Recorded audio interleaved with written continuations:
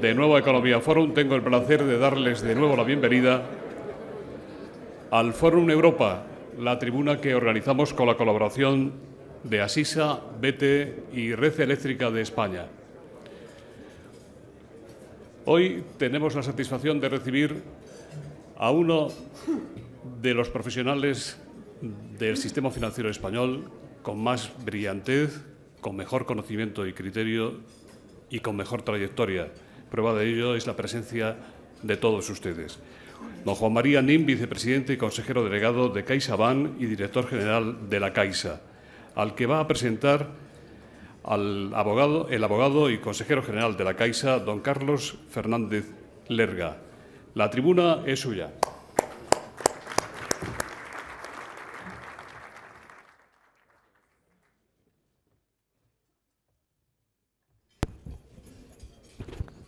Muy buenos días. Voy a ser muy breve por razón de agenda, porque ustedes lo que quieren escuchar es a Juan María Nin. Y debo confesarles que presentarlo es para mí una gran satisfacción, pero a su vez una dificultad, porque comprimir su trayectoria en escasos 5 minutos no es, les aseguro, una tarea nada fácil. Juan María, como vicepresidente ejecutivo y consejero delegado de CaixaBank, vicepresidente de la Fundación Caixa, vicepresidente de Criteria, consejero de Gas Natural, de Repsol, de Banco BPI, de Erste Bank o de Inbursa, es de sobra conocido y desde luego no requiere ninguna presentación. Pero si nos quedásemos en eso, solo en eso, que es mucho, en mi opinión tendríamos una visión muy limitada de lo que es Juan María.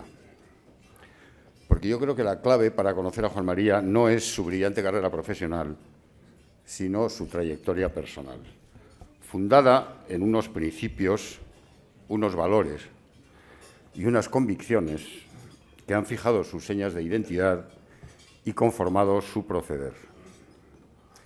El éxito de Juan María vital como persona es el resultado de su entrega y de su compromiso con la familia que constituyó recién licenciado y que ve cuajada y sólida y, desde luego, en pleno crecimiento. Con sus amigos, a los que nos dedica tiempo y apoyo, y con los que comparte inquietudes, aficiones, preocupaciones y satisfacciones. Con su curiosidad intelectual, con su deseo de aprender y su capacidad de reflexionar, que le mantienen alerta, analizando con mente abierta las tendencias y los debates en los que todos estamos inmersos. Con la sociedad por la que se interesa y en la que participa activamente en pro de su mejora y bienestar. Yo creo que algunos hitos de su trayectoria nos van a permitir conocerlo mejor. En Deusto se licencia en Economía y en Derecho y completa un expediente académico extraordinario con las máximas cualificaciones. Su inquietud intelectual, su espíritu abierto, le llevan, recién casado con Alicia, su constante y gran apoyo a la London School of Economics, elección, por cierto, nada casual, donde obtiene de nuevo con la máxima calificación un máster in Law. Su paso por la universidad le sitúa en la excelencia como su territorio natural. Le hace reconocer el valor del esfuerzo y de la constancia. Robustece su compromiso con la sociedad abierta. Potencia su recio sentido cívico y le hace comprender el valor de la educación y la formación como un proceso continuo y como un poderoso instrumento de cambio y mejora social. Convicción que le lleva a que parte de la intensa actividad pro bono que realiza Juan María esté relacionada con la educación. Así, es vocal del Consejo de Gobierno de la Universidad de Deusto, del de la Deusto Business School, del patronato de la Fundación ESADE o del Consejo Global de Estrategia de la Universidad Oberta de Cataluña. O que le lleva también, y permíteme, Juan, que lo diga, a financiar con sus recursos personales ayudas y becas de estudio. Concluida esta etapa universitaria, acomete su inserción laboral. España se encontraba entonces en pleno proceso de transformación política y social, al que Juan quería contribuir activamente. Acababa de solicitar el ingreso en lo que entonces se llamaban las Comunidades Europeas, y para ello se creó un pequeño equipo dirigido por el ministro para Relaciones con la CEE, Leopoldo Calvo Sotelo, en mi opinión insuficientemente valorado y reconocido, que se ubica en el discreto Palacete de la Trinidad. Ya en el año 78 se incorpora Juan María a este equipo y deja constancia de su gran inteligencia y visión, de su capacidad de trabajo, de su espíritu de equipo y de sus enormes cualidades para el liderazgo. Lo que la adhesión representó para España no necesita el menor comentario, todos ustedes lo conocen. Pero para Juan María su paso por la Trinidad sí supuso, entre otras cosas, la consolidación de sus convicciones cívicas y de su compromiso con la sociedad. Pero al cabo de 2 años le surge un gran dilema. Su jefe, Leopoldo Calvo Sotelo, le pide que le acompañe a la vicepresidencia económica, pero en paralelo recibe también ofertas para incorporarse a la banca. Yo creo que perdimos un gran político, pero sin duda ganamos un gran banquero. Su carrera en la banca es suficientemente conocida y no la voy a repetir. Pero antes de terminar, sí quiero señalar 2 aspectos. El primero es el gran impulso transformador que Juan María aporta y ha aportado a las entidades bancarias en las que ha trabajado, lo que es clara evidencia de su capacidad de concebir y de gestionar proyectos.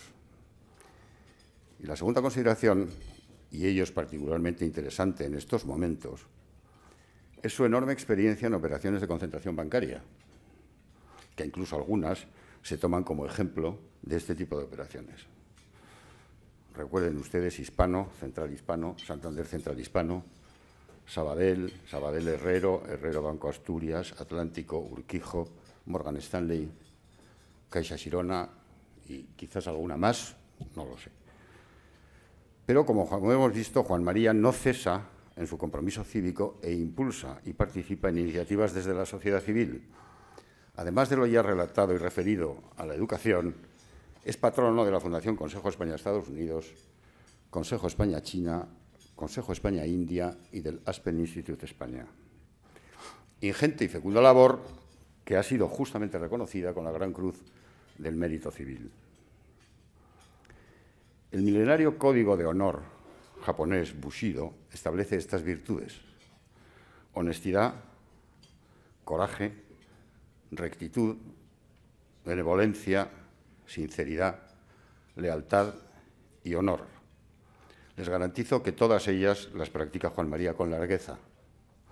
Excelentísimo señor don Juan María Nin, Juanma, si me permiten, el estrado es tuyo. Muchas gracias.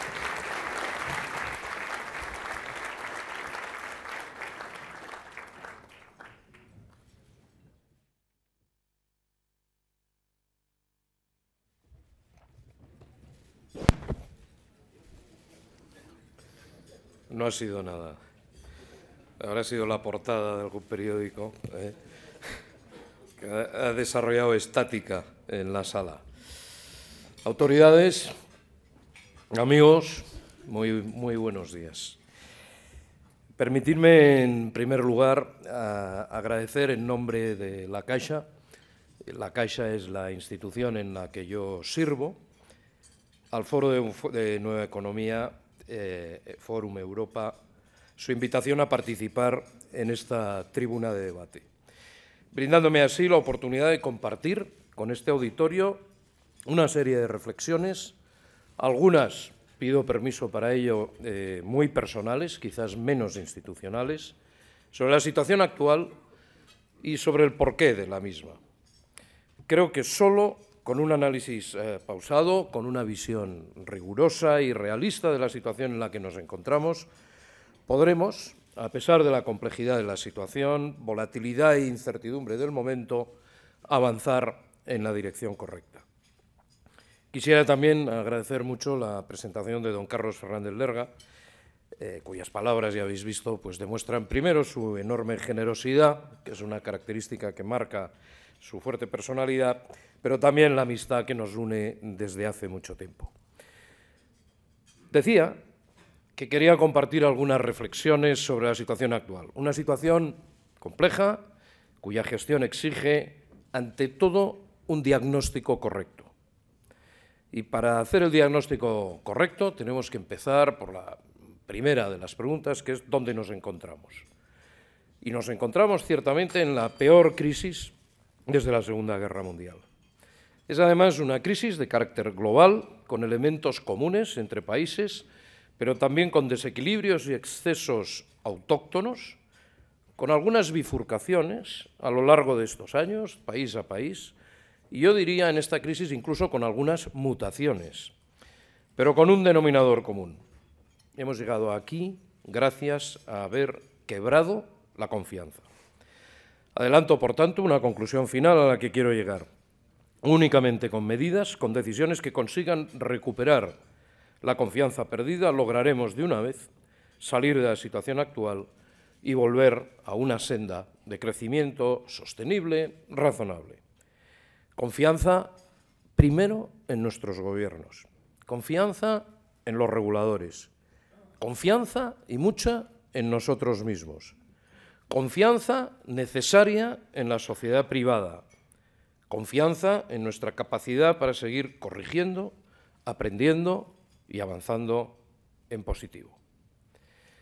Si seguimos analizando la situación donde estamos, especialmente la internacional, habrá que ver, para hacer el diagnóstico, cómo hemos podido llegar hasta aquí.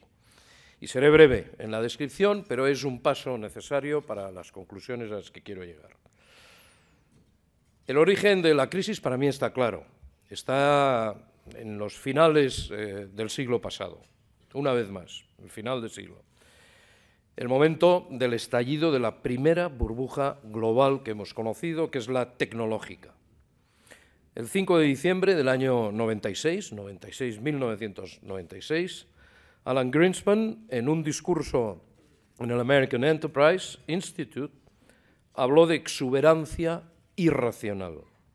Entre ese día, el 5 de diciembre del 96, y el pico de la burbuja tecnológica en marzo del 2000, el Nasdaq subió un 288%, 2 puntos, insoportable. De hecho, la crisis que estamos viviendo está latente desde ese momento. La ingente liquidez, y hablaremos de liquidez, creada con la fábrica más eficiente nunca vista en la historia de la humanidad, se dirigió, a partir del estallido de la burbuja, a la compra de activos financieros y bienes raíces, principalmente inmuebles. Ello, en un entorno de tipos de interés reducidos, contribuyó a sustentar el crecimiento económico hasta el año 2007. La abundancia de liquidez también impulsó la innovación financiera, de la buena y de la muy mala, y a la vez favoreció el endeudamiento de empresas y, peor, de familias en Estados Unidos, pero también en muchos países europeos. Algunos de ellos, el sector público, se añadió con entusiasmo a estos fenómenos de endeudamiento. Mientras las economías crecían, no hubo problemas, porque en muchas zonas se pudo con ello. Sin embargo, se fueron gestando importantes desequilibrios internos, alguna de las bifurcaciones que comentaba antes. La balanza por cuenta corriente se fue deteriorando. El déficit fiscal se disparó. En Estados Unidos se llegó al 4,9% del PIB en el 2003, por supuesto en parte por el gasto derivado de la guerra de Irak. Y vale la pena recordarlo, merece la pena recordarlo, Francia y Alemania, pioneros siempre, superaron varias veces el 3% marcado por el Pacto de Estabilidad, no nosotros. Fueron los primeros en saltarse el compromiso y sentar un mal precedente. En paralelo, se fue creando una nueva burbuja, esta vez vinculada a activos inmobiliarios. Entre el 2000 y el 2007, el precio de la vivienda en Estados Unidos subió un 66% en términos nominales. Se solucionó, eso sí, la burbuja tecnológica, que no implicó importantes trasvases de recursos productivos ni grandes inversiones reales. Pero se creó, en paralelo y como consecuencia de la misma, una burbuja inmobiliaria muy intensiva en mano de obra, nos suena familiar en España, muy apalancada en el sistema bancario, más familiar todavía en España, y por tanto mucho más peligrosa. Cambiamos de una burbuja en la nube por una burbuja de bricks and mortar, como dicen los anglosajones, algo mucho más perverso. poca nube y mucha piedra. Y poca nube y mucha piedra condujo a una situación que es la del verano del 2007, donde el aire cambia radicalmente en Estados Unidos con el estallido de las hipotecas subprime. Hipotecas que en aquel momento representaban el 14% del total de la cartera hipotecaria del país. Nos suena también en España. El detonante, el estallido de la burbuja inmobiliaria americana, aunque en un primer momento se infravaloró solamente por parte de algunos el potencial tremendamente dañino que vivimos en aquellos momentos. El 20 de junio de 2007, Ben Bernanke dice: no esperamos que la crisis subprime afecte a la economía. Está bien, como muestra de confianza. No cabe duda de que infraestimamos el efecto potencial de la crisis, algo quizás peor que el propio problema de base. Quizás porque en el proceso de transformación y titulación de los créditos subprime, estos, como recordaremos y sabemos todos los que estamos aquí, se empaquetaron y transformaron en bonos que a su vez volvieron a empaquetar y trocear, convirtiéndose así en productos muy opacos y sobre todo anónimos. El dolor era un dolor lejano y anónimo, y esto no es bueno. La demanda de estos productos, paradójicamente, era elevada gracias a las excelentes, merece la pena recordarlo, calificaciones crediticias que les otorgaban las agencias de rating, las mismas que ahora cuestionan nuestra solvencia. Agencias de rating sobre las que habrá que actuar para mejorar definitivamente su muy necesario papel en la economía, pero no como se ha hecho hasta ahora. Que en definitiva, la titulización fue la vía por la que el virus tóxico del subprime se disparó. A principios del 2008, el mercado de titulizaciones americana tenía un tamaño de 11 billones de dólares. Como 11 billones ya no suena poco en americano, 11 trillones de dólares. Burbuja financiera, burbuja inmobiliaria. Todo ello ciertamente muy impresionante. El resultado lo conocemos. Hubo que intervenir. 1. Nacionalizaciones, quiebras e intervenciones. 2. La lista de instituciones afectadas es larga. Incluye la banca de inversión, Bear Stearns, Merrill Lynch, Lehman Brothers, la mayor suspensión de pagos de la historia de Estados Unidos. Importantes entidades de crédito tradicionales como Washington Mutual, agencias hipotecarias respaldadas por el gobierno de Estados Unidos, Freddie Mac y Fannie Mae, una de las principales aseguradoras mundiales, AIG, 424 entidades financieras americanas fueron intervenidas, poca broma. 3. El Tesoro americano, en un programa sin precedentes y de gran alcance, el TARP, financió distintas inyecciones de capital y compras de activos por un monto total de 413.000 millones. De estos, esta es una buena lección, el 77% de estas inyecciones ha sido devuelta. El contribuyente apoyó y el contribuyente ha recuperado. Y será así la historia, y lo será también en España. Y lo que inicialmente era un problema lejano, porque lo hemos aprendido en otros países, vinculado a productos que desconocíamos y derivados de un modelo perverso, originar para distribuir, poco ortodoxo, acaba afectando a Europa. ¿Por qué? Pues porque parte del ahorro europeo se había invertido en hipotecas subprime.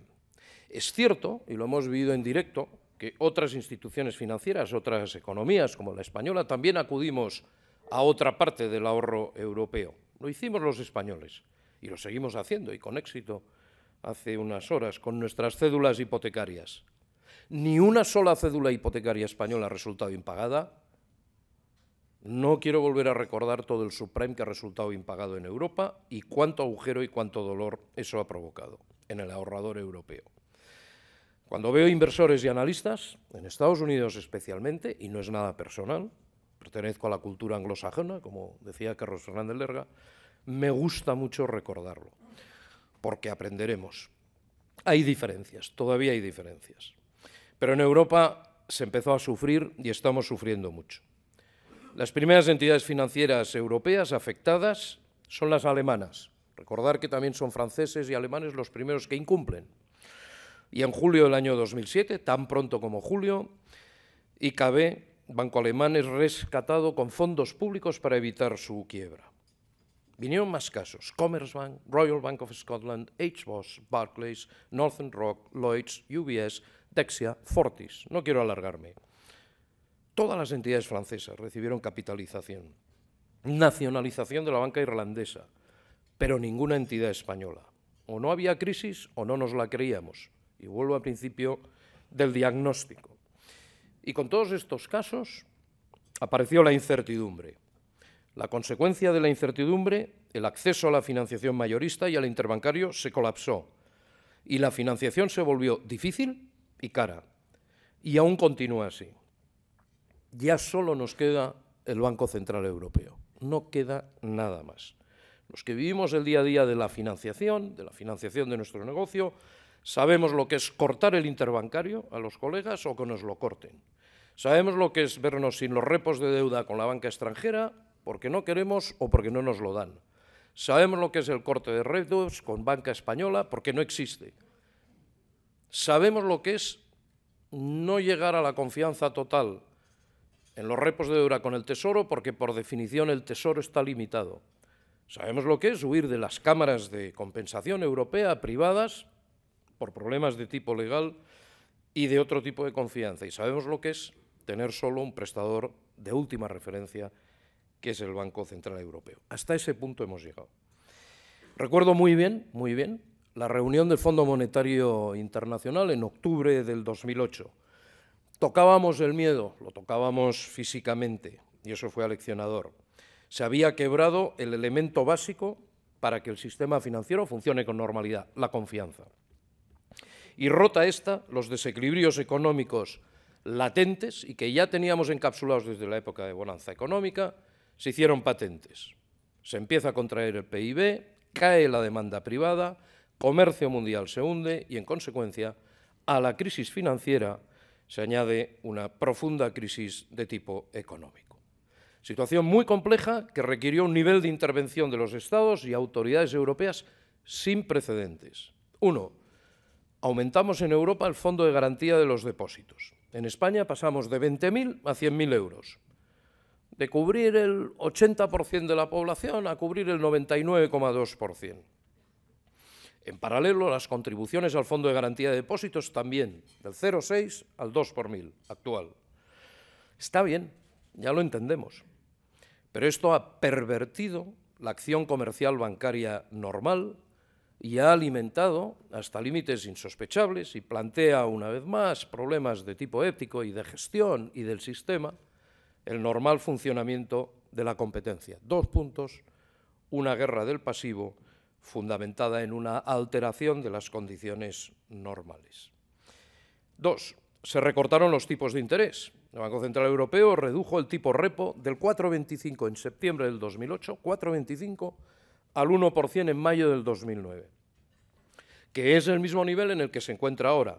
Y todo esto después de darse un viaje, un tour, más o menos turístico, de ida y vuelta, por el 2011, bastante difícil de explicar.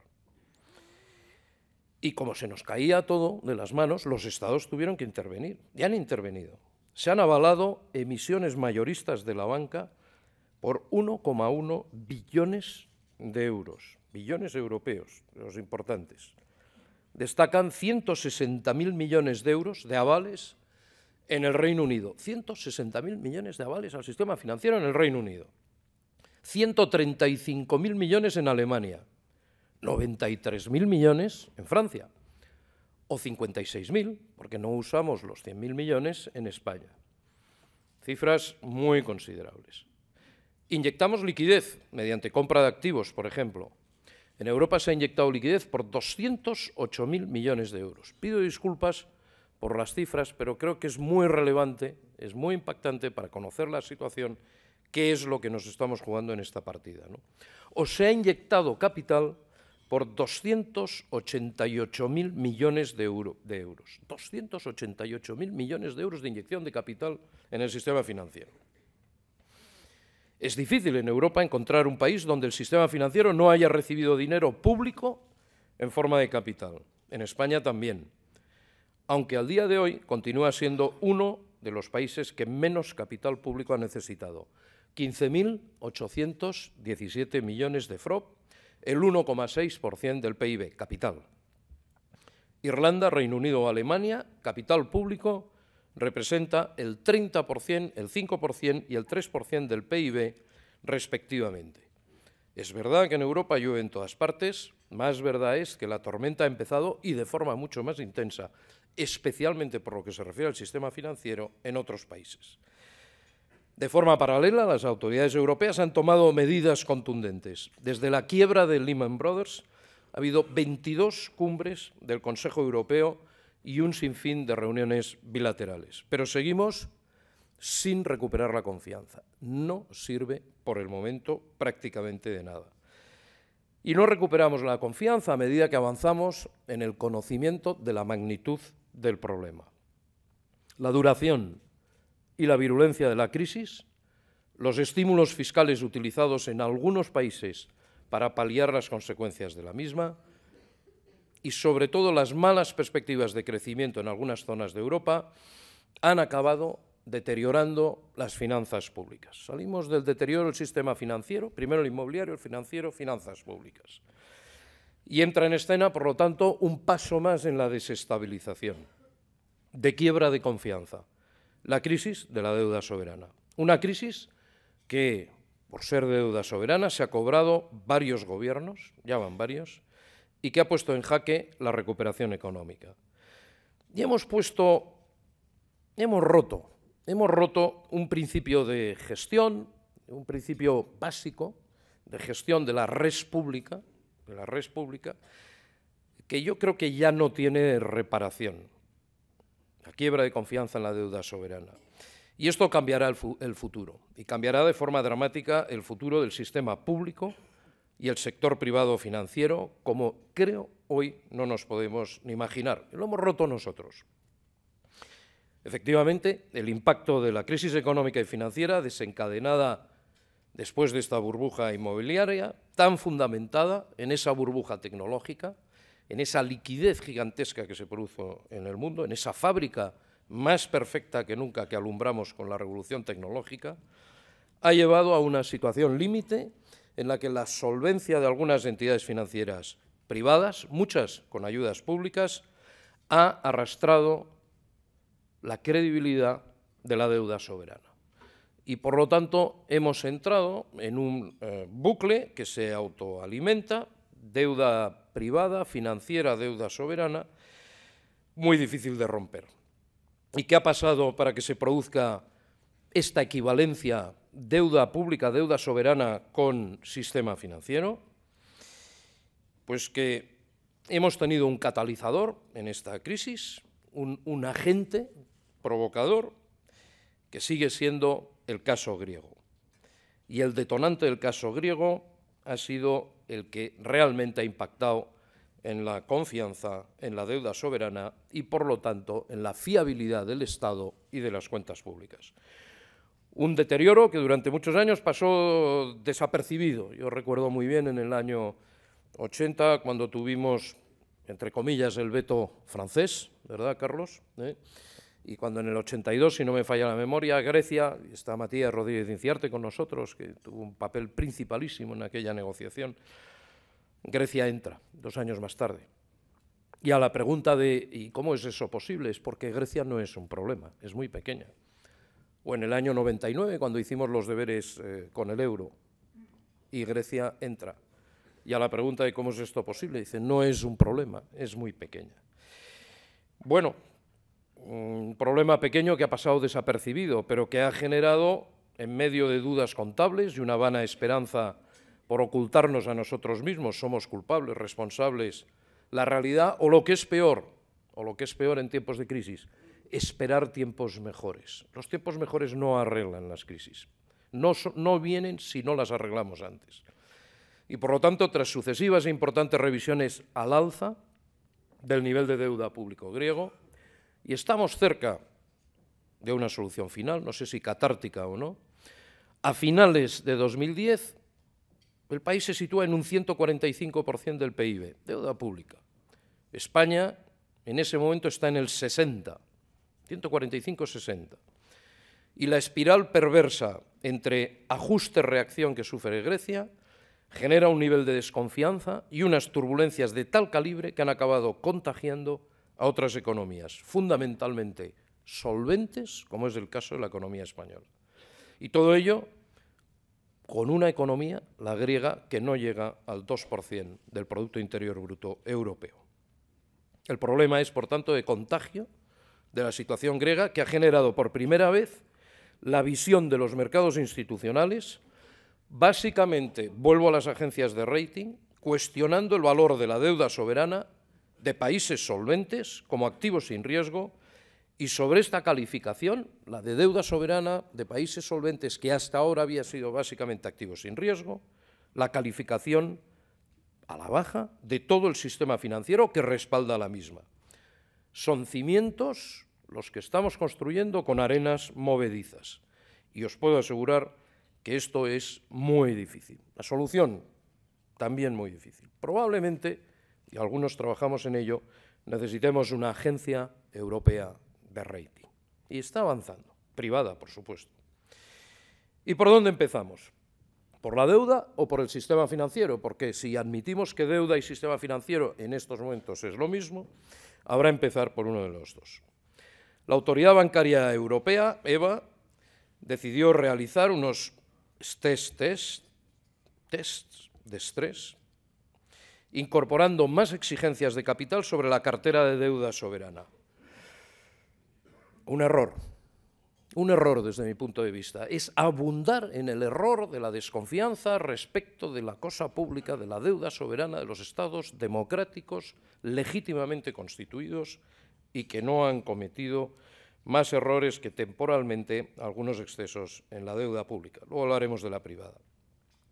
Pero claro, cargar capital sobre el sistema financiero, que es lo mismo que deuda soberana, a través de unos stress test, a través de una autoridad bancaria europea, en la que, por cierto, no estamos los españoles, ha proyectado grandes incertidumbres en la construcción ordenada de una actividad económica sostenible a largo plazo y resguardada de la histeria cortoplacista,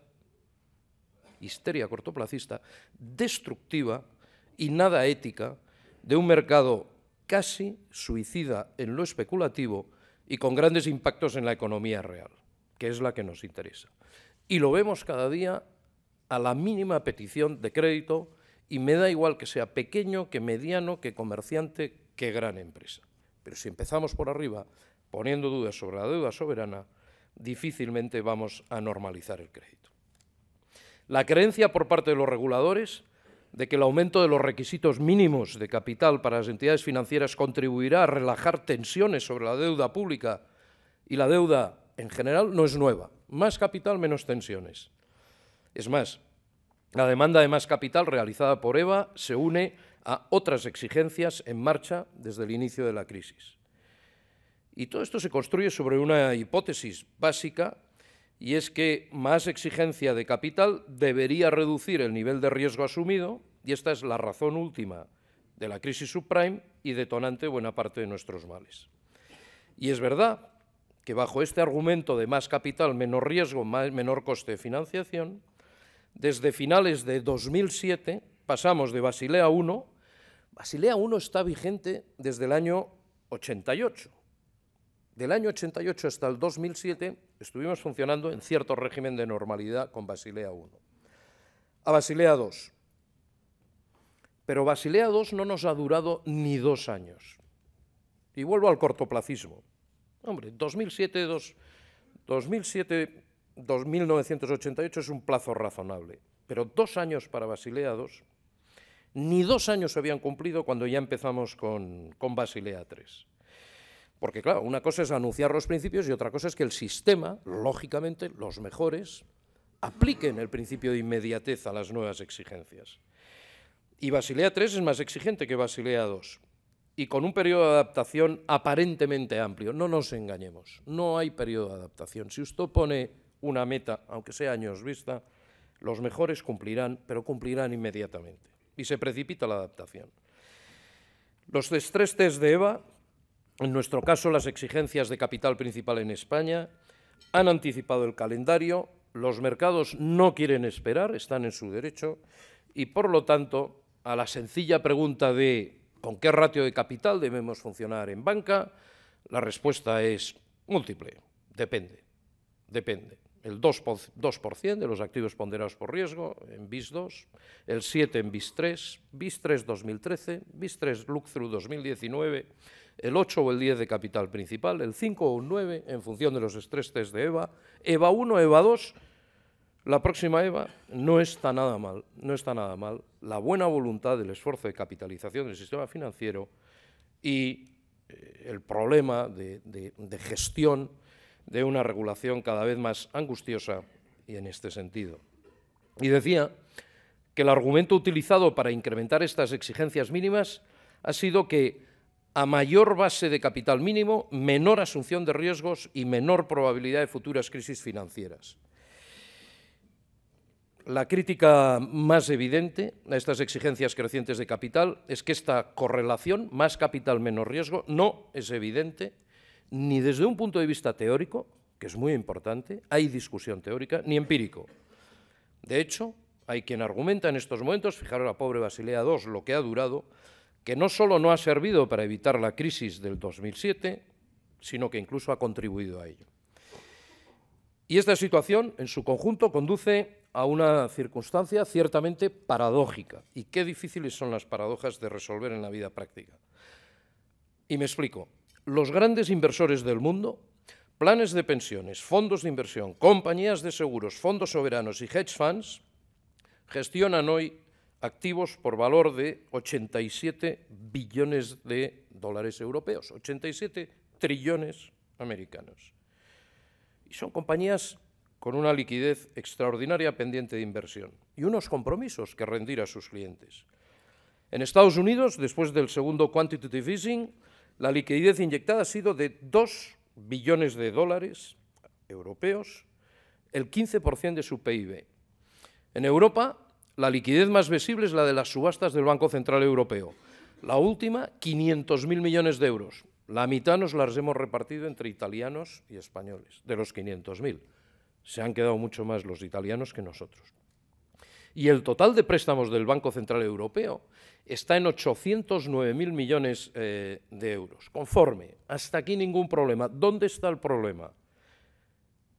500.000 millones de euros están depositados en el Banco Central Europeo, al 0,25. 500.000 millones de euros al 0,25 esperando un destino. De la misma manera que el grueso del quantitative easing en Estados Unidos está sentado en bonos del Tesoro a tipos iguales o inferiores. No hay confianza, no se mueve la liquidez.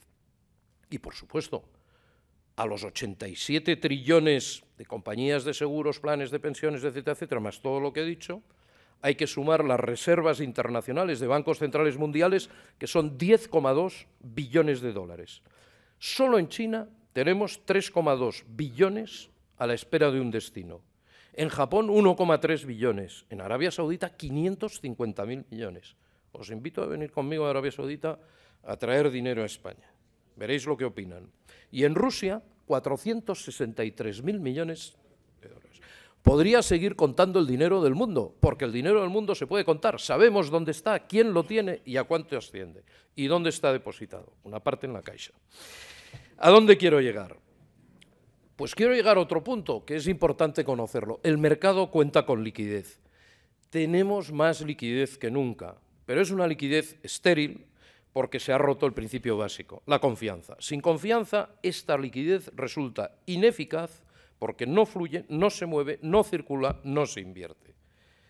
Por lo tanto, más capital, sí. En un entorno de poca fluidez de la liquidez, sí. Grandes dificultades para el crédito y, por lo tanto, resta para el potencial de crecimiento económico que tiene nuestra economía.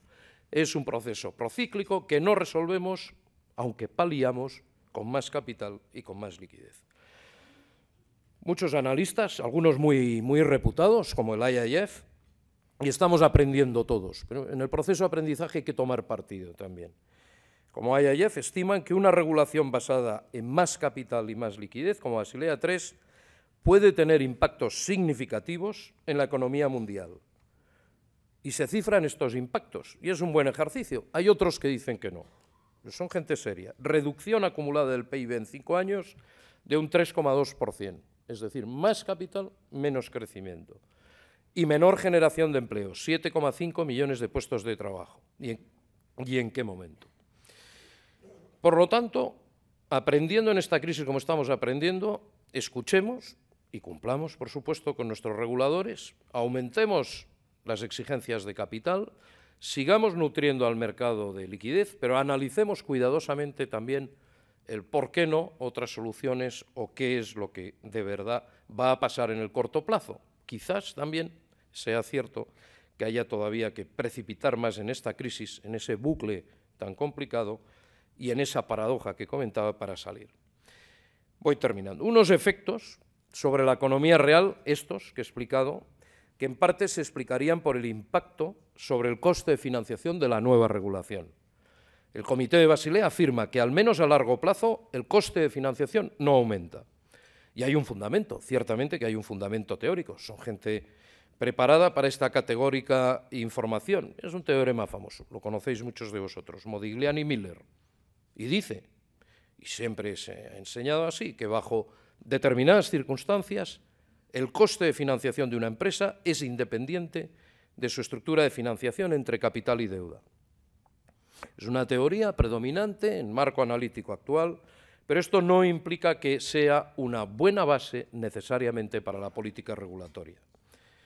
¿Es el teorema este una aproximación razonable a la realidad o lo que tenemos que hacer es abrir los ojos y ver lo que está pasando? A mí me parece que quizás no estoy seguro. No hay evidencia de que este teorema funcione y nos la estamos jugando. Para que fuera aplicable, a un mayor ratio de capital le debe corresponder una percepción de menor nivel de riesgo. Y es lógico que sea así. Más capital, menor percepción de riesgo. Crédito más barato, ergo crédito más barato y más fluido. Pero esto no está sucediendo. Y como no está sucediendo, tendremos que hacer algo más. Evidentemente, que no se me malinterprete, todos estamos de acuerdo en que un mínimo de capital, mínimo amplio, sólido, suficiente, es necesario para dar soporte a la actividad crediticia del sistema financiero y para dar soporte a las pérdidas extraordinarias no cubiertas por un sistema prudente de provisiones. Claro que tiene que haber capital para el ordinario funcionamiento y para las pérdidas extraordinarias no cubiertas. Y esto se da en el sistema español, que no es nada imprudente, como el de otros países de nuestra área, donde eso no está resuelto y donde la fiabilidad todavía está en su deuda soberana y en su capacidad de gestionar lo que por abajo no tienen resuelto. Pero también, y a la vez que admitimos esto, en la lectura de lo que está sucediendo y para el sistema financiero, que es de lo que entiendo un poquitín, no está nada claro que más capital sea igual a la solución en estos momentos. Hemos hablado de Europa mucho, hemos hablado de Estados Unidos en el origen, pero yo creo que para acabar convendría hablar un poco de España. Y para hacer un balance realista de la situación y para saber o acordar entre todos dónde estamos, hay que utilizar cierta perspectiva. Sin la perspectiva nos va a suceder lo que está pasando en los mercados, y es que la volatilidad de los mercados, la noticia del día, impide trazar las corrientes de fondo de la realidad. Y en nuestro caso, el punto de partida necesariamente tiene que ser el inicio de la democracia. Si no trazamos la trayectoria de los últimos 37 años, no podemos proyectar el futuro. El crecimiento medio de la economía española en este periodo ha sido el 2,5% anual, algo a lo que sin duda ha contribuido la mejora de nuestras instituciones, el capital humano español, nuestras infraestructuras, nuestra integración en la Unión Europea y en una economía global. Y esa tendencia no se quiebra en una crisis. La renta per cápita, en paridad de poder adquisitivo, ha pasado de menos de 4.000 en el 75 euros por persona, PIB, por persona, a 25.000 en el 2011. Y es una renta que está infraestimando la renta real. Y tenemos un problema que habrá que resolver, que es el de la economía informal, que sesga muchos de los indicadores de nuestra economía. Y en términos de estado de bienestar, las mejoras en la cobertura y calidad de los servicios de interés general proporcionados por el Estado han sido muy significativos. Hemos hecho los deberes desde el inicio de la democracia. Y si bien es cierto que tenemos que redimensionar algunos de los aspectos que hemos mencionado, no podemos permitir, no debemos, por supuesto, pero no podemos permitir la falta de confianza actual que está fraguada en una visión miope, cortoplacista, que puede llegar a borrar todos los avances conseguidos. Yo creo que es algo que los que estamos aquí se lo debemos a las generaciones anteriores, que fueron los que hicieron los deberes, y tenemos la obligación de dejar el legado para las generaciones futuras. E insisto, prima la perspectiva a medio y largo plazo si queremos salir de este momento.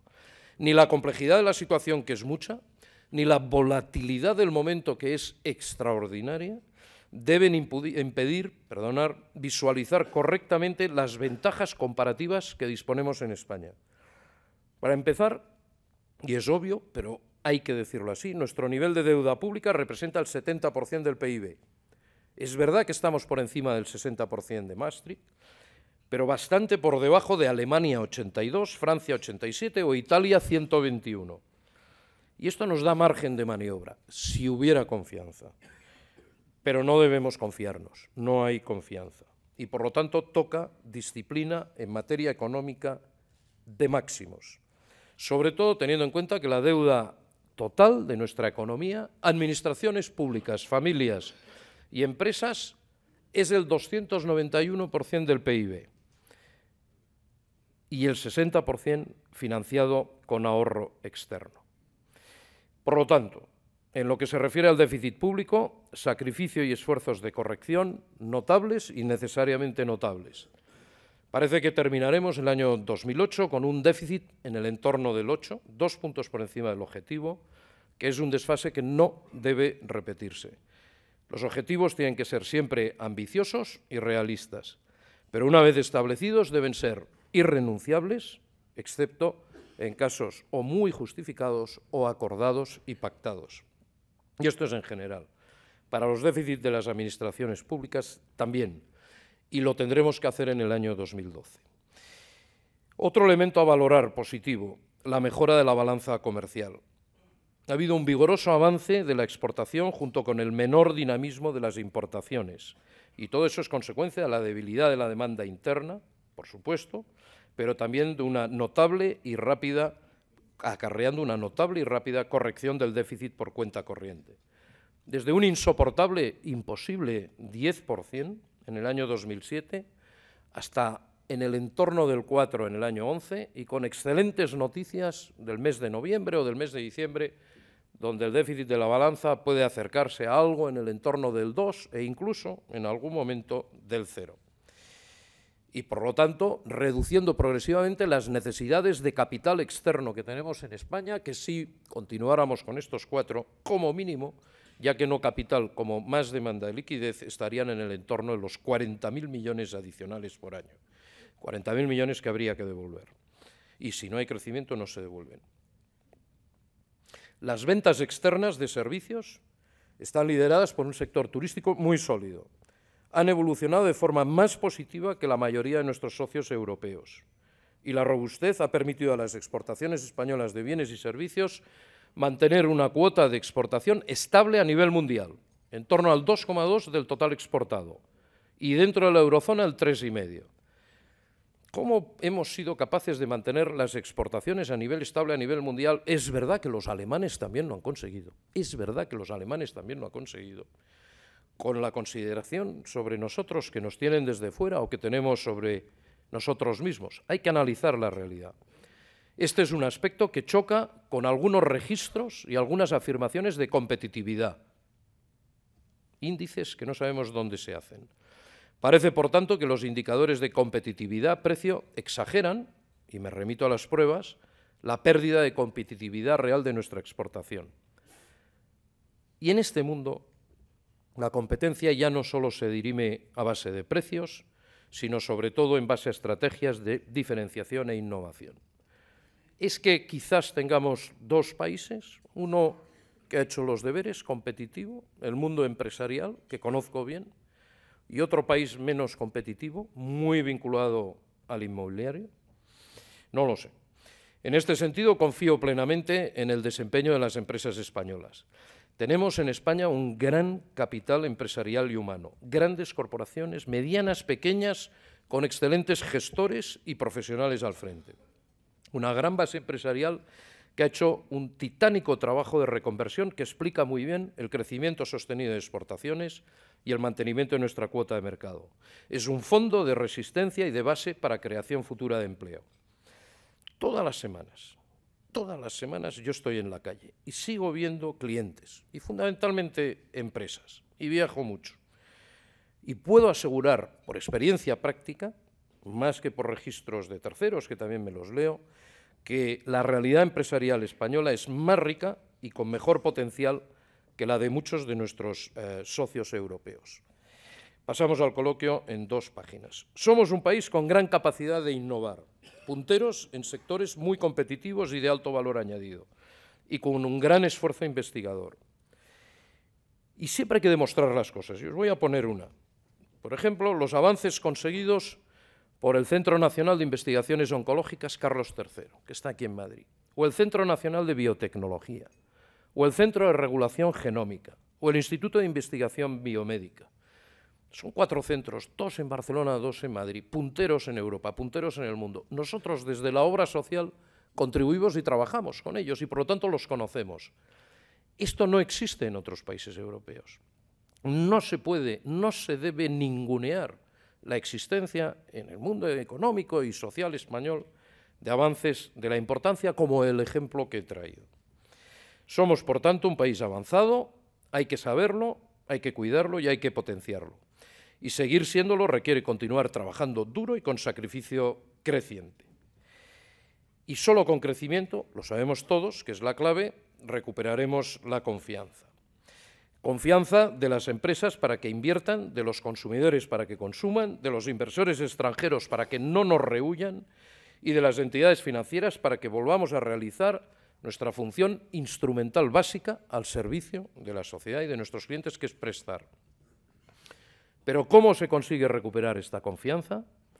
Primero, saneando las cuentas públicas y llevando a cabo los ajustes necesarios para garantizar la sostenibilidad de nuestra deuda. Segundo, reduciendo el grueso de nuestra deuda, que es la deuda privada. Un endeudamiento que se ha disparado en España en paralelo a la burbuja inmobiliaria. Es verdad que una parte del crecimiento de la economía española, muy especialmente a partir del 96, sirvió para adecuar a niveles, si queréis, más europeos, el nivel de crédito con la capacidad de endeudamiento de la economía. Sin embargo, el boom asociado a la burbuja inmobiliaria ha disparado el ratio de deuda, la cartera crediticia del país, a través del sistema financiero, a algo cercano al 170, es algo más del 170% del PIB. Y eso es muy alto. 1,8 billones de euros de deuda privada, y de esta deuda el 55%, buenas y malas noticias, pertenece a créditos hipotecarios a familias, 656.000 millones, y 338.000 a créditos hipotecarios a promotores inmobiliarios. Es una absorción de recursos del sistema financiero monstruosa aplicada al sector inmobiliario, que tiene la ventaja de la cuantificación y tiene la ventaja de que se corrige solo. Se corrige solo. Es una cuestión de tiempo. Y, de hecho, en España y en este año hemos empezado ya a corregir el nivel de deuda privada, la cartera crediticia del país bajará, y es fundamentalmente a través de un fenómeno natural de amortización de pago, lo están haciendo las familias españolas, de sus carteras de hipotecas y, por qué no, de derrumbe de la exposición a promotor inmobiliario.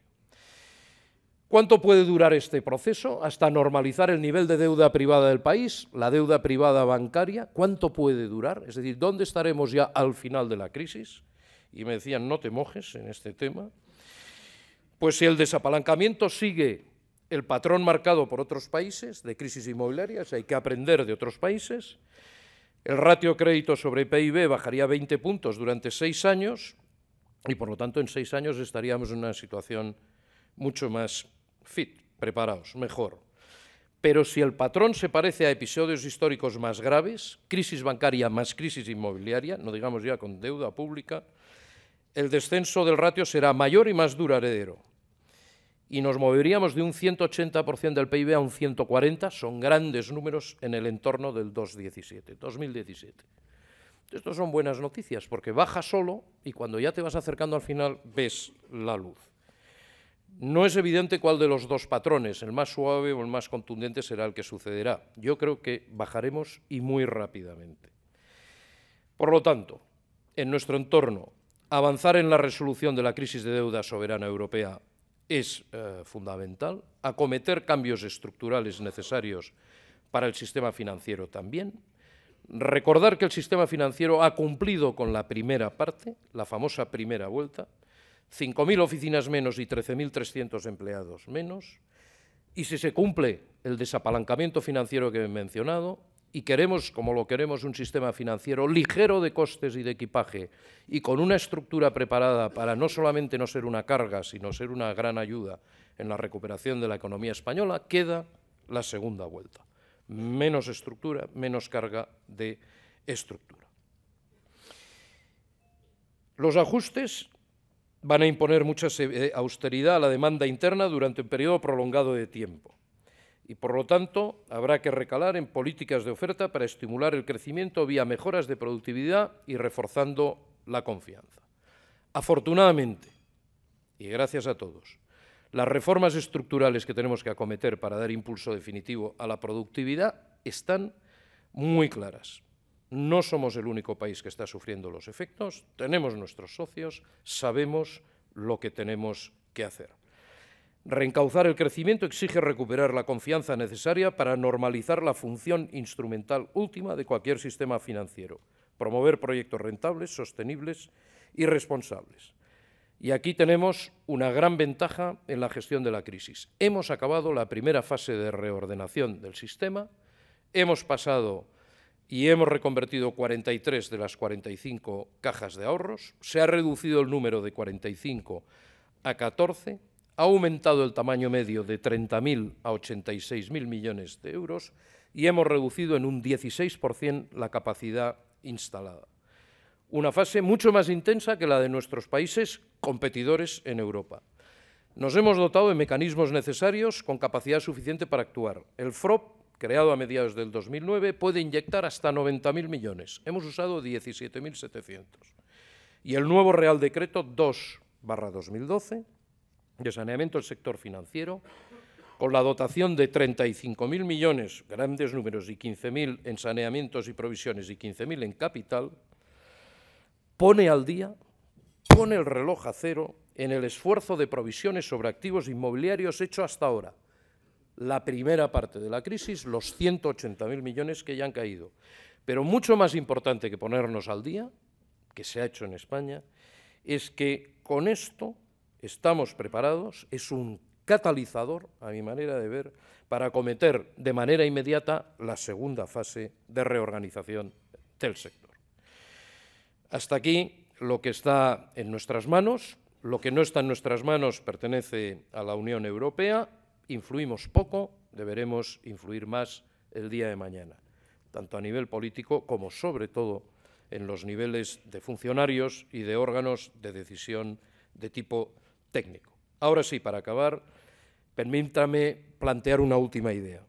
A lo largo de la intervención he repetido insistentemente que para volver a crecer, para seguir avanzando, social y económicamente, necesitamos recuperar la confianza, que la hemos perdido, y es cierto, por una crisis financiera, económica y de deuda soberana nunca vista. En el camino de recuperación, un gran sacrificio, pero tenemos las bases para una sólida recuperación. Yo creo en ello. Pero también una paradoja. Las medidas que estamos tomando son procíclicas, nos acercan a la solución, pero a la vez nos acercan también a zonas de sufrimiento y de esfuerzo superiores.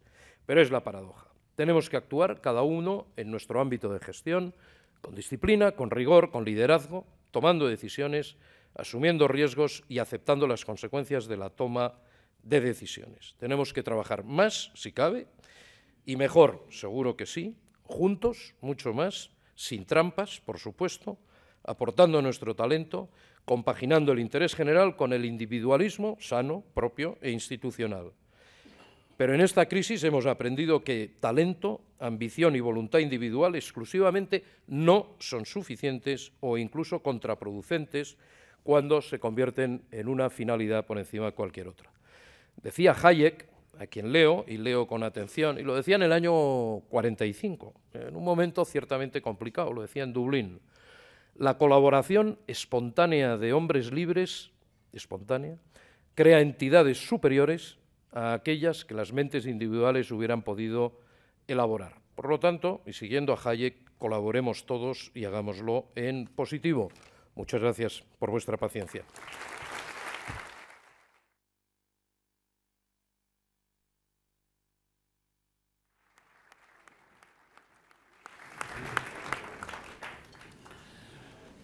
Muchas gracias, don Juan María. Muchas gracias, don Carlos, por haberle presentado. El moderador del coloquio de hoy, que tiene un difícil trabajo, porque yo veo las preguntas, solo tenemos 20-25 minutos como máximo. Ángel Boixadós, presidente de la Asociación de Periodistas de Información Económica. Sí, buenos días. Bueno, es fácil imaginar que hay muchas preguntas sobre un mismo tema. Entonces, bueno, vamos a resumirlas.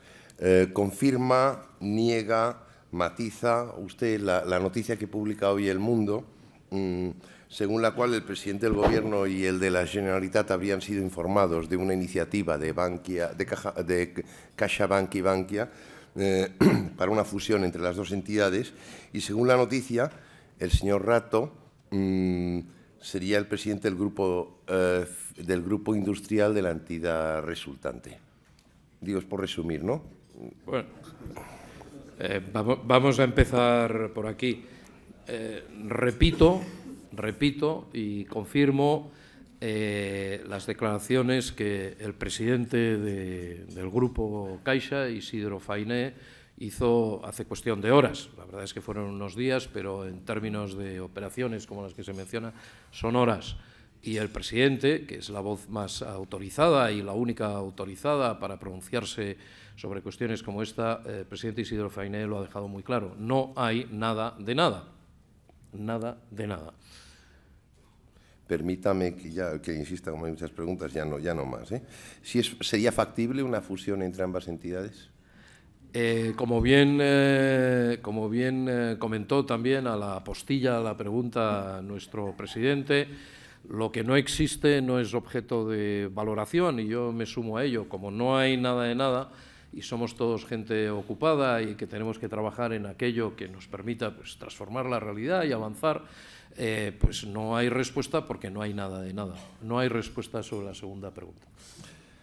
Bueno, vamos a ver. Pablo Allende Salazar, del Periódico de Cataluña, aparte de preguntar por la pregunta obvia, dice, ya hace una subpregunta, dice que ¿cuál es el tamaño máximo de una entidad? ¿Cuál sería el tamaño máximo de una entidad para que CaixaBank pudiese afrontar su compra?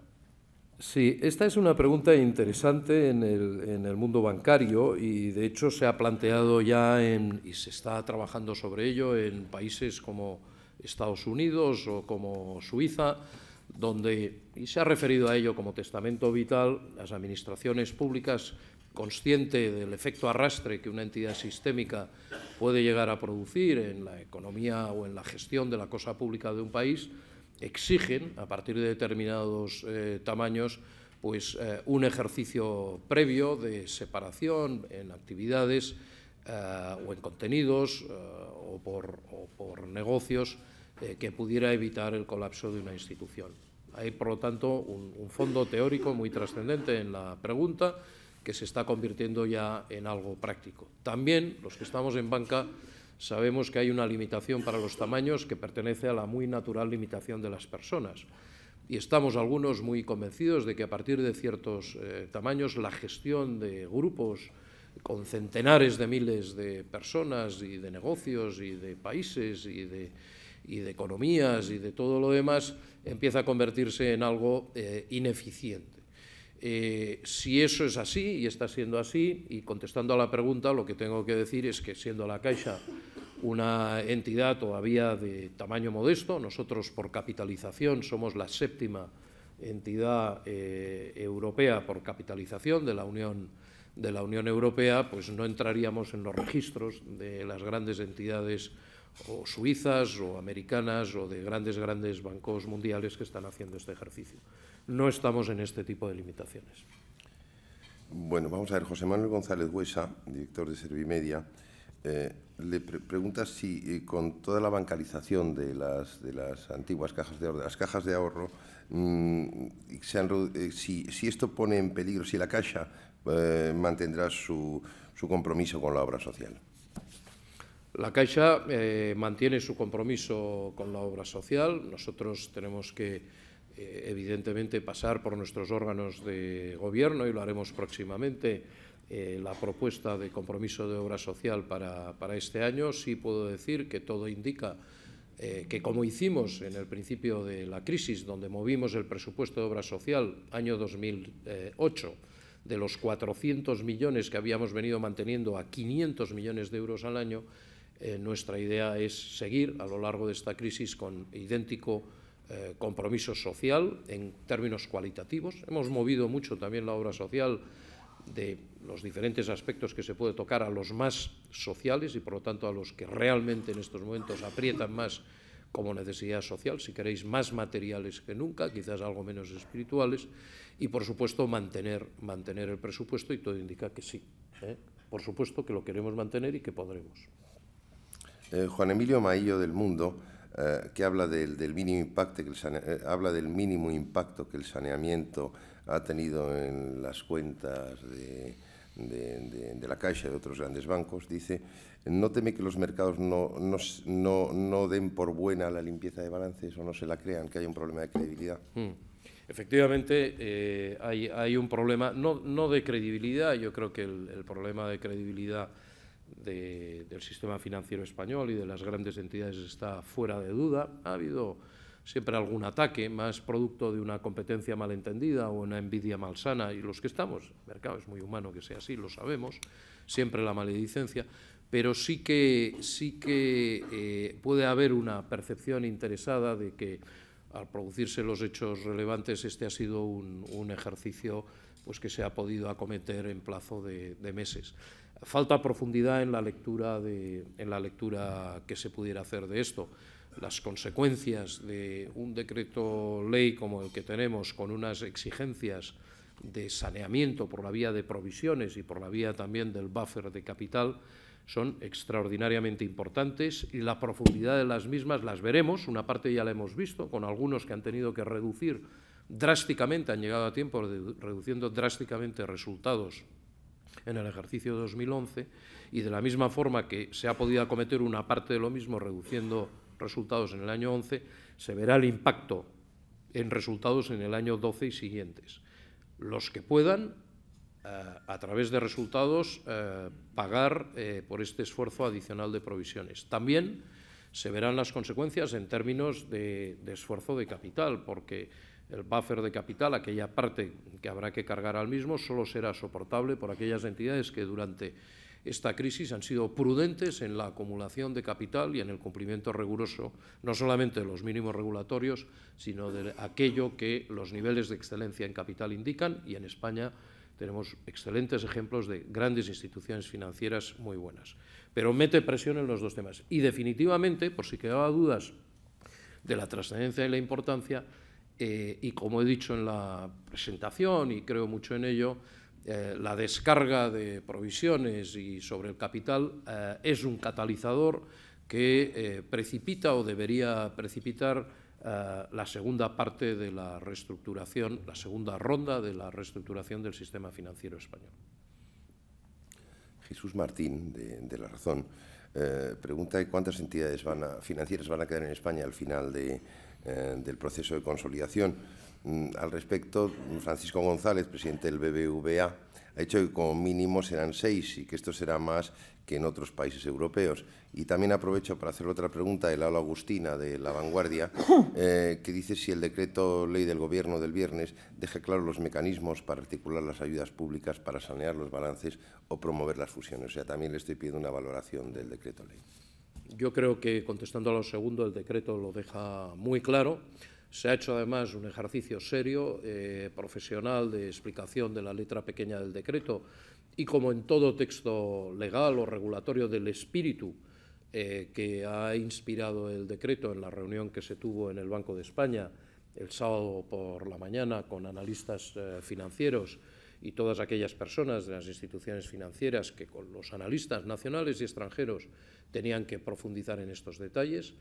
El texto del decreto y la reunión de trabajo y aclaratoria de las dudas de interpretación que pudieran haber en estos momentos creo que han despejado todas las dudas. Evidentemente se pudieran producir algunas y, por lo tanto, se ha hecho un ejercicio muy profesional de redacción y muy profesional inmediato de explicación. En cuanto al número de entidades, yo creo mucho en la tendencia, es decir, he comentado que hemos pasado de 45 cajas a 13 o a 14, según se mire, que habrá segunda vuelta, y creo que el número final de entidades tiene una importancia relativa, en el sentido de que deberían ser menos y deberían ser tantas menos cuanto estemos seguros que la capacidad instalada en el sistema financiero se adecúa al tamaño de nuestra economía y produce, desde el punto de vista de la competitividad de la economía española, un factor positivo por la descarga de coste estructural que eso significa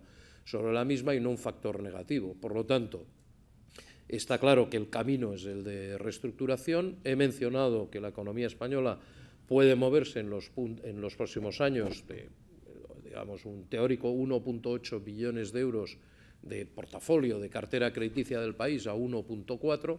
Esta es una reducción de casi un 30% de volumen de negocio crediticio. Si la recuperación viene antes y recuperamos crecimiento, esto no será tanto, si no podremos llegar a estas cifras y, por lo tanto, ese 20% adicional de reestructuración, aunque solo fuera por el primer capítulo de ingresos del sistema financiero, es una derivada que no podemos aplicar aritméticamente como una consecuencia exacta, porcentaje por porcentaje, pero sí que nos indica mucho el camino al que el sistema financiero debería caminar o andar. Vamos a ver, una pregunta que hace el cónsul de Ecuador, Gonzalo Alonso, y habla de la problemática social que gira en torno al impago de hipotecas. Y entonces habla de llegar a una solución y entre ellos la dación por pago. ¿Siguen ustedes a favor o en contra de la dación por pago?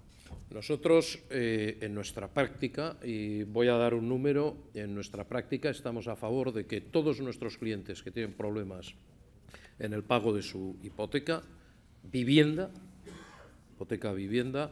mantengan, y el esfuerzo que aplicamos es máximo, la vivienda.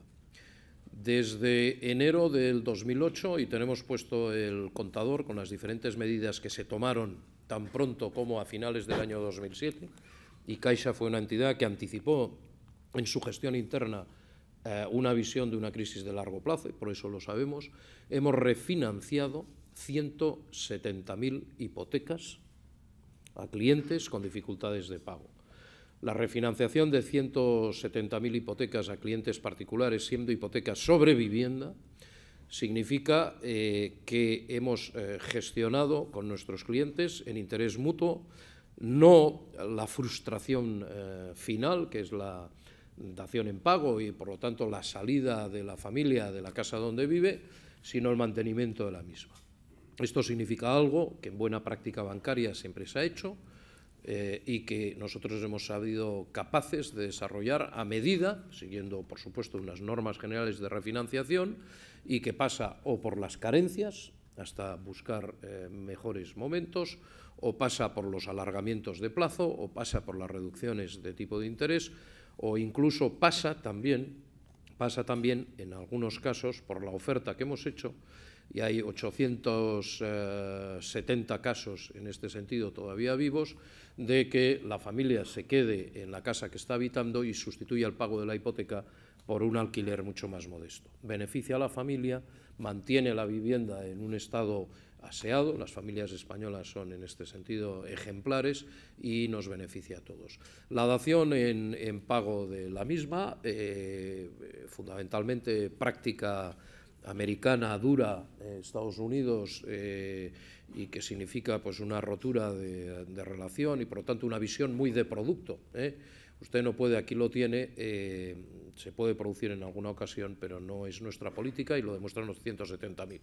La segunda pregunta es, oiga, ¿y de los 170.000 cuántos quedan vivos con esto? El 70%. Y por lo tanto, redirijo la pregunta al 70% que sigue con su casa y con una hipoteca matizadamente diferente con la Caixa. No es Caixa la única institución financiera española, por supuesto, que ha seguido una política así. Quizás sí que nosotros estemos en condiciones de dar los números porque pusimos el contador, como digo, y hemos seguido rigurosísimamente desde riesgos este proceso. Hay que saber cuánto hay refinanciado y cómo está desde enero del 2008. Bueno, se nos está yendo el tiempo, entonces nos queda para una última pregunta. Vamos a hacer la del entorno general. ¿Cree usted inevitable el default de Grecia? ¿Teme que Grecia quiebre y se lo lleve todo por delante? Bueno, son resúmenes de preguntas que han llegado. Yo creo que el default de Grecia es evitable. Creo que el default de Grecia, siendo evitable, como lo creo, sería una frustración para la Unión Europea, en el sentido de que se han aplicado muchos esfuerzos y muchas energías para evitar este default. Creo que estamos cerca del mismo y creo también que en el nivel de esfuerzo que en estos momentos se está aplicando por parte de todos para evitar este default, ha llegado también el momento de los sacrificios mutuos. Es decir, entiendo bien y siento con simpatía, en el sentido anglosajón del término, el gran esfuerzo que se está haciendo por un país como Grecia, y lo importante, más que el concepto, es la población griega. Entiendo muy bien la racionalidad económica del sacrificio que se pide y la legitimidad del planteamiento que estamos llevando en Europa, pero entiendo mejor que estamos muy cerca y, por lo tanto, probablemente sea el momento de las últimas cesiones, si queréis, en términos no de generosidad, que es un concepto que a lo mejor no introduce una variable positiva, pero sí en concepto de visión de largo plazo, visión constructiva y de confianza, y por lo tanto, siendo el default una posibilidad, a mí me parece que sería una gran frustración y por lo tanto me inclino por el hecho de que finalmente lleguemos a un acuerdo. Muchas gracias. Ahora Esther Rituerto, en nombre de los patrocinadores, va a concluir el acto. Agradecer a Juan Mariani su presencia hoy aquí, su visión positiva de la economía española y la capacidad de salir adelante, y a todos ustedes muchas gracias por su presencia. Gracias.